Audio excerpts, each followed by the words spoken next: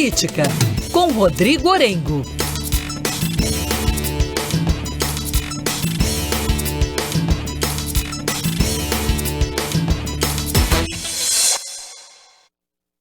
Claro que Rodrigo Orengo hoje conversa com a gente sobre o orçamento aprovado ontem, segue agora para a sanção do presidente Jair Bolsonaro. A gente tem 1000 recortes possíveis sobre os quais falar, né, Orengo?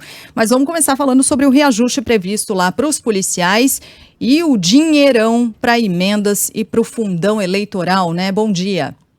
Muito bom dia, Sheila, Carla, bom dia a todos. E realmente, esses são os pontos que chamaram mais atenção, Sheila, e foram fruto aqui de muita negociação, porque tinha resistência. Primeiro, um reajuste para servidores públicos que não estava previsto, então isso pegou parlamentares de surpresa, foi uma pressão direta do presidente Jair Bolsonaro, uma corporação que a gente sabe que ele tem muito apreço, tem uma ligação que é a Força de Segurança ou as Forças de Segurança, até porque o reajuste ele prevê um aumento, a previsão, um aumento para a Polícia Federal e também para a Polícia Rodoviária Federal. A gente está falando de quase 2 bilhões de reais de algo que não estava previsto. E qual é o problema disso? Primeiro que a gente vive um momento de crise e o previsto era o congelamento, era não dar reajuste para nenhuma categoria, até porque não tem como dar para todas. Então, é aquela coisa de não privilegiar uma corporação em detrimento de outras. Agora, o que aconteceu, que acabou acontecendo foi uma pressão enorme, e mesmo com uma resistência inicial do relator, de parlamentares, isso passou. E aí gera reações, a gente já está vendo aí reações fortíssimas de outras categorias que vão ficar sem reajuste enquanto estão vendo a Polícia Federal ganhando aumento, né? E a Polícia Federal já tem um salário que obviamente precisa ser valorizado, assim como todas as outras, mas é um salário muito significativo em relação a outras corporações, né? Para você ter uma ideia, um delegado da Polícia Federal começa a carreira ganhando 23 mil reais, um agente 12 mil reais, né? Se a gente pegar a massa dos servidores públicos federais, o salário é muito menor. De qualquer forma, o que a gente está vendo são reações de corporações que estão no topo do serviço público e têm muito poder de pressão. É o caso dos auditores da Receita. Os auditores da Receita estão vindo ao público já para ameaçar entregar cargos, aquelas funções gratificadas, cargos de chefia, e também já começa ali uma ameaça de paralisação, Operação Tartaruga. E por que essas reações sempre são muito sensíveis, Sheila? Porque a gente está falando de quem pode fechar a entrada de produtos no Brasil. O auditor da Receita se para, não entra lá produto, precisa sempre ter a fiscalização do auditor da Receita, então é uma categoria que ganha muito, tem muito poder de pressão e sempre tem reações aqui quando não é gratificada ou quando não recebe um benefício que outras categorias estão recebendo. Então o governo acabou arrumando uma briga com corporações que não vão receber o reajuste. Esse é um ponto. O outro, obviamente, que chama muita atenção, é o fundão eleitoral em meio a uma crise. O Congresso Nacional praticamente mais do que duplica o fundo eleitoral, que inicialmente estava previsto lá em pouco mais de 2 bilhões de reais. Os parlamentares conseguiram aprovar na Lei de Diretrizes Orçamentárias, a LDO, no meio do ano, 5 bilhões e 700 milhões de reais. Teve o veto do presidente, o veto foi derrubado, e na última negociação ali ficou em 4,9 bilhões. Quiseram fazer uma espécie de aceno, fazer um corte ali no fundo eleitoral. Agora, cá entre nós, falar em corte num fundo que está sendo mais do que duplicado, não é nem concebível, Então acabou passando aí, porque isso agrada a todos os partidos que vão receber uma fatia maior do bolo para fazer as campanhas eleitorais. Claro, teve reação, teve ali protesto, mas de núcleos muito pequenos do Congresso Nacional que não tinham como parar esse fundão eleitoral.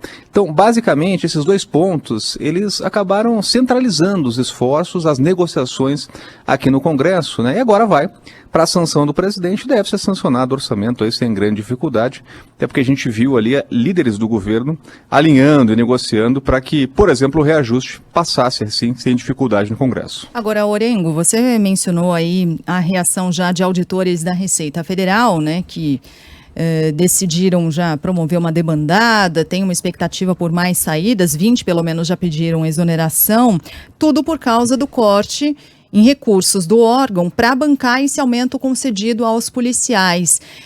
A gente pode esperar aí, pela frente, diante desse aumento para os policiais, outras reações de outras categorias também buscando, reivindicando reajustes? E já começou, viu, Sheila? Sabe por quê? A gente viu ontem na negociação, né? Se tem uma força que tem poder de pressão no Congresso Nacional, é a força dos servidores, né? Se fala muito aqui no Congresso da bancada do agronegócio, da bancada da segurança, né? Que tem realmente poder de influência, bancada religiosa, então aquela história da bancada da bala, Bíblia, mas a bancada mais poderosa, que tem mais poder de influência, não é essas mais tradicionais, não são essas mais tradicionais, e sim a bancada dos servidores públicos, que tem muito poder de pressão entre os parlamentares, né? Basta ver ali a frente de defesa dos servidores, né? É muito numerosa. Então ontem, os servidores já estavam aqui no Congresso, né? Fazendo aquele tete-a-tete, fazendo aquela pressão individual com os deputados, mostrando que não vão levar numa boa. O governo acabou escolhendo corporações e acabou comprando uma briga, né? Nessa negociação acabou saindo um reajuste também para os agentes comunitários de saúde, então são pouquíssimas categorias que recebem esse benefício, e isso coloca uma contradição naquele discurso que a gente ouvia desde o início do debate do orçamento, porque não tinha dinheiro para todo mundo, era preciso fazer um grande esforço, mas para ajudar quem mais precisava, o caso do Auxílio Brasil. Então mudaram o teto de gastos, né, jogaram os precatórios, aquelas dívidas transitadas em julgado, né, que o governo é obrigado a pagar mais para frente, o governo vai pagar até 2026, para abrir espaço no orçamento, espaço fiscal, mas a ideia era usar esse recurso para o Auxílio Brasil, e realmente o governo conseguiu, garantiu aí o Auxílio Brasil de R$ 415. O problema é que incorporou na discussão um reajuste que não estava sendo previsto, né, para a Polícia Federal, Polícia Rodoviária Federal, e isso gera reações, e as reações já começaram aí entre as outras corporações que estão questionando o seguinte: olha, por que para eles pode e para a gente não? Então, as reações a gente vai ver, inclusive, aumentando aí ao longo do dia. E tem um aspecto, né, isso que você falou, Orengo, de a gente ter começado a discutir a importância de abrir espaço no orçamento para acomodar o reajuste no Auxílio Brasil, a mudança no programa social, para atender um número maior de brasileiros, com valor maior, inclusive, né? Agora, ficou muito evidente, agora, com o orçamento já aprovado e no meio dessa discussão toda, que abriu-se espaço para outras coisas, e a prioridade ficou muito clara quando a gente olha para os valores de emendas e do fundão eleitoral. A prioridade está muito clara, é campanha eleitoral em 22. Garantir reeleição, até porque a maioria do Congresso Nacional busca a reeleição, vai buscar garantir os cargos no próximo ano. Essa é uma tradição, inclusive, de 4 em 4 anos. O Congresso Nacional tem a maioria dos parlamentares buscando a renovação dos mandatos, né?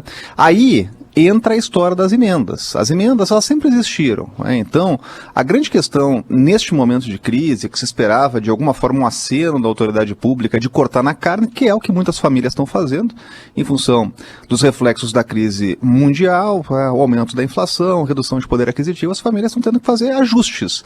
Mas no setor público, isso a gente não vê. A reforma administrativa ficou pelo caminho, outras reformas estruturantes, como a tributária, também. Num ano eleitoral, não tem como votar, os parlamentares já deixam isso muito claro, mas esperava pelo menos um esforço orçamentário, mas não foi o que a gente viu. Então, as emendas do relator, as polêmicas emendas do chamado orçamento secreto, estão garantidas no valor de 16 bilhões de reais. É muito dinheiro.